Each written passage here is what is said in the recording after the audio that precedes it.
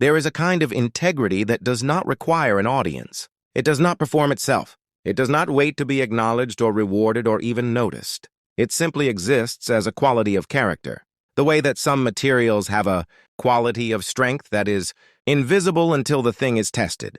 And then the strength is there, completely, exactly as much as it was always going to be, whether anyone was watching or not. People who have worked in medicine for a long time know what this looks like in a colleague. They recognize it not in the extraordinary moments, but in the ordinary ones, in the extra check done at the end of a long shift, in the question asked when asking takes more time than not asking, in the staying, the consistency, the refusal to cut the corner that would not have been noticed. And then sometimes the extraordinary moment comes, and the person who has been doing the right thing quietly, every day, in all the ordinary ways that no one tracks, simply continues to do it, at a different scale, under different pressure, with consequences that are not the usual consequences, and the room discovers what it was looking at all along. This is a story about that discovery. It begins on a Tuesday morning with a woman walking out of a hospital carrying a cardboard box, and it ends in the same corridor, 2 days later with an answer to a question that silenced a room full of people who thought they already knew what the answer would be. Her name was Elaine Marsh. She was 47 years old, and she had been a registered nurse for 22 years. And for the last 11 of those years, she had worked in the emergency department of Hartwell Medical Center, which was the largest hospital in the county and which served a population that included everything from the leafy northern suburbs with their private insurance and their preventive care to the dense southern neighborhoods where the patients arrived later and sicker and needed more. Elaine knew all of it. She had worked all of it. She had been in rooms that most people never entered and had done things in those rooms that required not only training but something that training alone could not provide, a particular quality of calm, a way of being present in the worst moments that communicated, without words, that the worst moment was being handled. Her colleagues trusted her completely. The newer nurses came to her with the questions they were afraid to ask anyone else. The attending physicians had, over years, learned that if Elaine mentioned something was wrong, and the question was not whether to act, but how quickly. She had been suspended on Monday. The suspension was administrative, and it was related to a complaint that had been filed the previous week by a patient's family regarding a protocol decision Elaine had made during a high-pressure situation in the department. The complaint was under review. The suspension was standard procedure during the review, not a conclusion, not a determination, simply the institutional requirement of pause while the process ran its course. She understood the process. She had complied with it without argument. She had come in on Tuesday morning, as asked, to collect her personal effects, sign the necessary forms, and hand in her badge. She carried her box down the corridor with the particular quality of someone who is moving through something difficult and has decided not to make it larger than it is. She had the stethoscope she had been given by her nursing school mentor on her graduation day. It went in the box because it was hers. She had the small plant on her desk that had lived there for 6 years, a succulent that required almost no care and had flourished anyway. She had the photograph of her 2 children, now 17 and 14, that had watched her through 2 decades of shifts. She walked out. The corridor was full of people who worked with her, who looked at her as she passed, with the specific expressions of people who know something is wrong and who are not in a position to say so. In the middle of a hallway, she did not look away from any of them. She went to the parking garage. She put the box in her car. She sat for a few minutes. She drove home. The director of Hartwell Medical Center was a man named Gerald Whitmore. He was 61 years old, and he had been running the hospital for 9 years after a career in hospital administration that had taken him through 4 institutions in 3 states. He was not a doctor. He was an administrator, a skilled and experienced one, and he understood institutions and their requirements with the specific structural intelligence of someone who had spent his career thinking about how the large pieces fit together. He had overseen the suspension review process. He had been told the complaint. He had signed the forms. He had moved on to the next item on his agenda, because the process was the process and his job was to ensure it ran correctly, not to prejudge its outcomes. He had not known Elaine Marsh particularly well. He was about to know her very well. The incident happened on Wednesday. It arrived without warning, as these things do, in the form of a situation that began outside the hospital, and then came through the doors with the compressed, urgent momentum of a mass casualty. Event, a structural failure at a construction site 4 blocks north of Hartwell, which sent 57 injured workers and bystanders to the emergency department in a 60-minute window, in waves, by ambulance and by personal vehicle, and in at least 2 cases by people who had simply picked up the injured and driven. The emergency department was not understaffed for an ordinary day. It was dramatically under-resourced for this. The calls went out. Additional staff were paged. The incident command system activated. Other departments were put on standby. All of this happened correctly and in order, and none of it was fast enough for the first 30 minutes of a mass casualty event that does not wait for the resources it needs. Dr. Thomas Aiken, the attending physician in the emergency department that morning, was a good doctor. A very good doctor. He had 15 years of emergency medicine experience and a quality of clinical judgment under pressure that his colleagues had always relied on. He stood in the middle of the chaos of the first 30 minutes, and he triaged, and he directed, and he made the calls that needed making. And he was doing it with what he had. What he had was not enough. The cases were complex. The injuries from a structural failure are not the clean injuries of a single mechanism. They are varied, layered, the result of different forces acting on different bodies in different ways and sorting the critical from the serious, from the urgent, from the manageable in real time. With the department already at capacity, required a capacity for simultaneous processing that was exceeding what the available personnel could provide.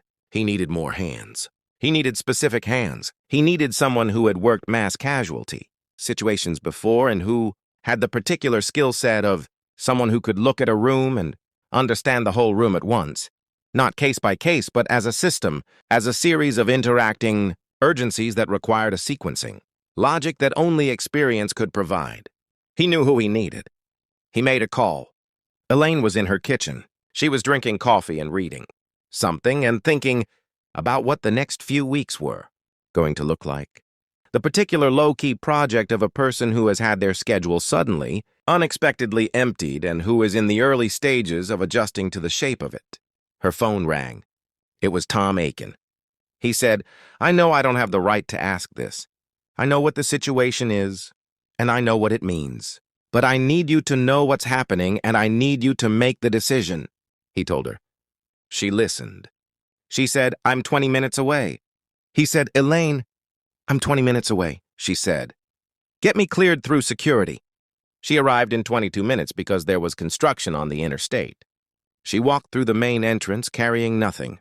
Her stethoscope was still in the box in her car, and she went back for it after she was waved through by the security desk with the specific expression of a security officer who had been told what was happening and who was not going to be the obstacle in this particular situation. She went into the emergency department.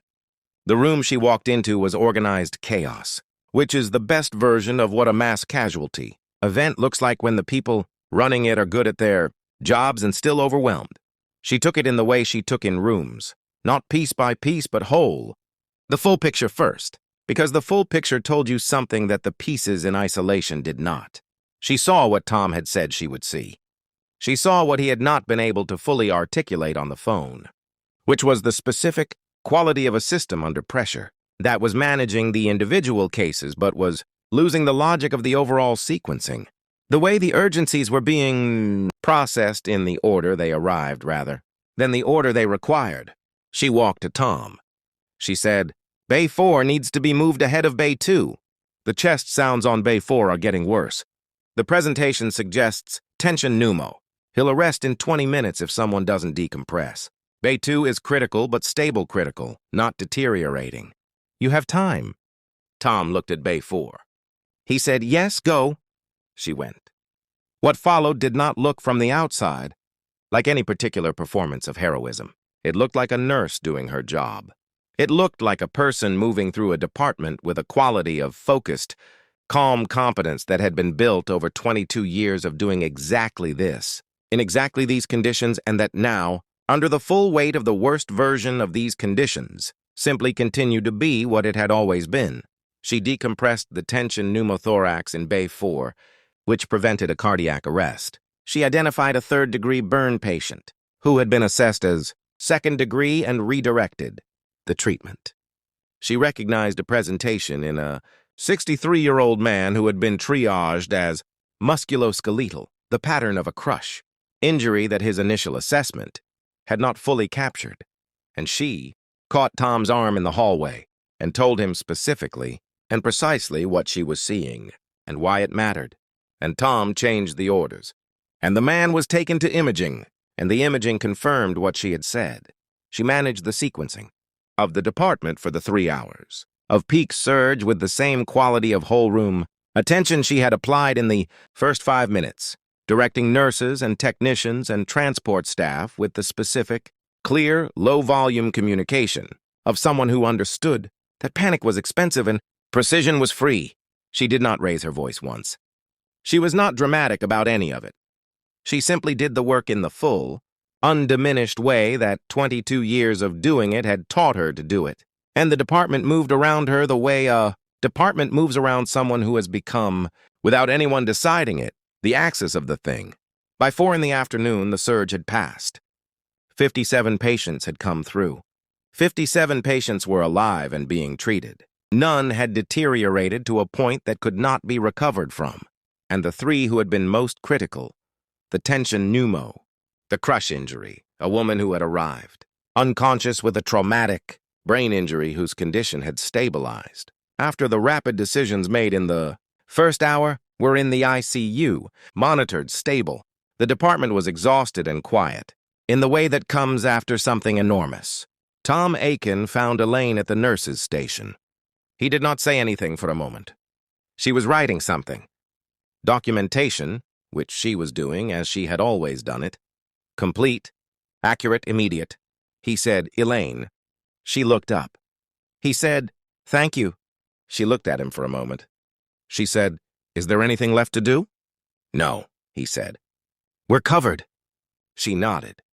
She went back to the documentation. He watched her for a moment, and then he went to make a phone call. Gerald Whitmore arrived at Hartwell Medical Center at 5:15. He had been in a meeting off-site when the incident began and had been updated through the afternoon and had returned as the situation resolved, which was the correct order of things, the incident. Command system did not need the director in the room during a mass casualty event, and his presence would not have been useful. What he did when he arrived was what directors do after a significant event. He asked for a full debrief, and he asked to understand what had happened. He walked the department with Tom Aiken. He heard the timeline. He heard about Bay 4 and the tension pneumothorax. He heard about the crush injury and the man who was now in imaging, then in a bed with an injury that would have declared itself catastrophically in a few hours. He heard about the overall sequencing and how the department had moved through the surge. He said at a certain point, because the picture that was assembling itself had a quality he needed to understand. Clearly. Who managed the sequencing? Who was running the floor through the peak hours? Tom said, "Elaine Marsh." Gerald stopped. He said, "Marsh is on suspension." Tom said, "Yes, I called her. I take full responsibility for that decision. I want to be clear about that. I called her and I told her the situation and she came in." Gerald was quiet. Tom said, "If she hadn't come, we would not have the outcomes we have. I want to be equally clear about that." Gerald looked at the department. He looked at the nurse's station where Elaine was still completing documentation. He said, "How many patients came through today?" Tom said, 57. Gerald said, "And all 57? Tom said, "All 57. The meeting was in the conference room on the 4th floor.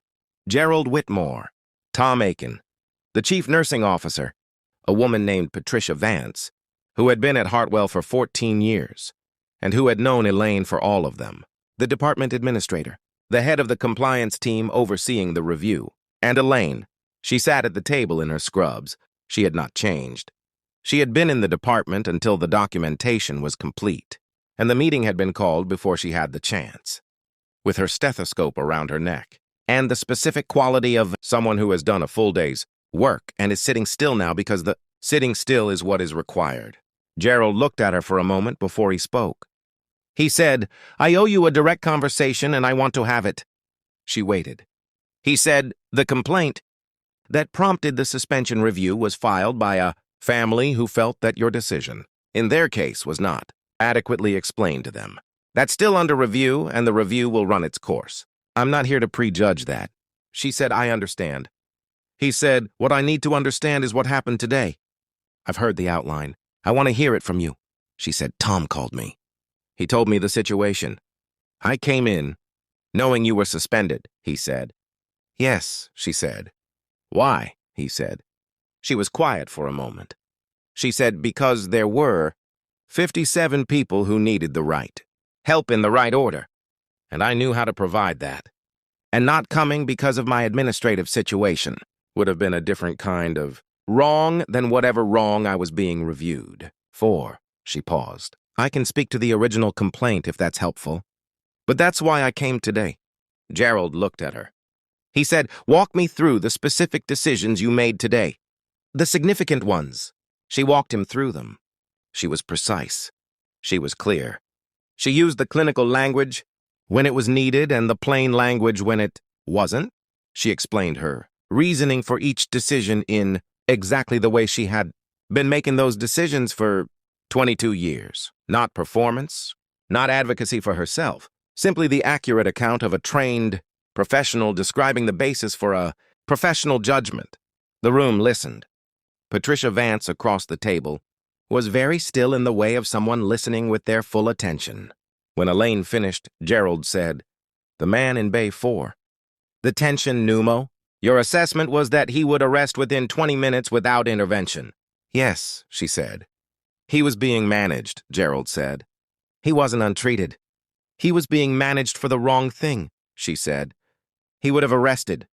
Gerald looked at Tom. Tom said she was right. "There's no question." Gerald looked back at Elaine. He said, "I want to ask you about the original complaint. Not as part of the review. The review will determine its conclusions through its own process. I want to understand, because I should have understood before now, what decision you made and why," she told him. The family's case had been complex, and the decision she had made had been a judgment call under pressure. The kind of call that good nurses in emergency departments make many times in a shift, that requires weighing information in real time with incomplete data and no time for the deliberation that the complexity deserved. She had made the call. She had documented it. She had not, in the urgency of the moment, communicated it to the family in the way that they deserved to have it communicated. That was true. She said so. "I should have found 30 seconds to explain what I was doing and why," she said. They were frightened, and they needed that. And I was moving to the next thing. And I didn't. I have thought about that since the complaint was filed. And I believe that is the part I should have done differently. She said it plainly. No qualification, no self-protection, the honest account. The room was quiet. Patricia Vance said very softly, "Elaine." Elaine looked at her. Patricia said, "You've been doing this right for 22 years. "Yes," Elaine said. "And I didn't do that part right." "Both things are true." Gerald Whitmore was quiet for a moment after she said that. He was thinking about what the review was for. Reviews existed to ensure that the people entrusted with patients' care were doing what they were supposed to do, in the way they were supposed to do it, and that when they fell short, the falling short was understood and addressed. Reviews were not punishments. They were a mechanism of accountability, and accountability, properly understood, was about ensuring the future, not settling the past. He looked at the woman across the table from him. He looked at the room she had walked through today and what she had done in it. He said, "The review will determine its conclusions. I won't predetermine them, but I want you to know that I am going to read every piece of it myself, and I'm going to read it with the full picture in front of me, which I did not have before today." Elaine looked at him. She said, "I appreciate that. I also want to tell you," he said, "that what you did today, coming in, doing the work, making the decisions you made. I understand what it cost you to do that. The risk you took on, professionally. I understand that. She was quiet. She said, "It wasn't about me." "No," he said. "It wasn't." He paused. "That's the point." The suspension review was concluded the following Monday. The conclusion noted the specific communication failure that Elaine had herself identified, and it included a recommendation for additional documentation support for emergency department nurses, a systemic recognition that the